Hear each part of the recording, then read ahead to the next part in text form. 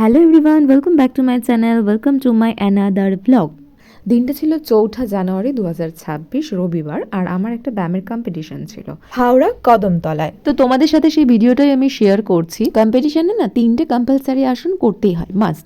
আর তার সাথে থাকে একটা অপশনাল, মানে ঐচ্ছিক আসন থাকে।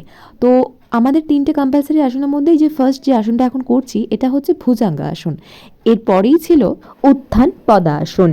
তো প্রতিটা আসনই ওই 10 থেকে 12 সেকেন্ড মতো ধরে রাখতে হয়, মানে তার কম হবে, তার বেশি না।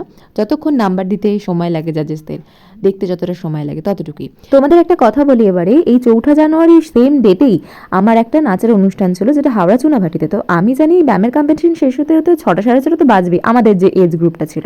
কিন্তু সে এত দেরি হয়ে যায় যে আমি ওখানে গিয়ে পৌঁছাতেই পারলাম না।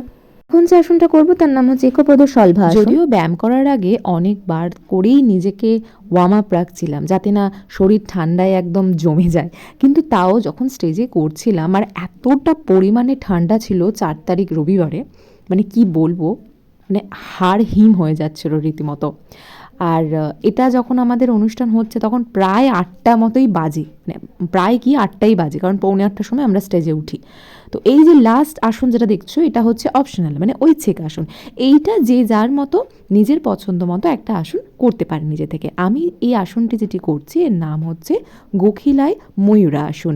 এখন সব কিছুই অনলাইনে হয়, অর্থাৎ আগে ম্যানুয়ালি জাজেসরা নাম্বার দিতেন, ম্যানুয়ালি সেই স্কোরটা বেরোতো, রেজাল্ট হতো, কিন্তু এখন সবই অনলাইনে বেরিয়ে যায়, আর সেটা খুব তাড়াতাড়ি। তো যাই হোক, আমি দ্বিতীয় স্থান পেয়েছি, সেকেন্ড পজিশন। আর ইনি হচ্ছেন আমার টিচার আরতি ম্যাম, আর এই হচ্ছে মনীষাদি যে ফার্স্ট হয়েছে। আর এরা সবাই হচ্ছে ব্যায়ামের ক্লাসের স্টুডেন্ট যারা কম্পিটিশনে গিয়েছিল। তো চলো দেখা হবে নেক্সট ভিডিও। টাটা।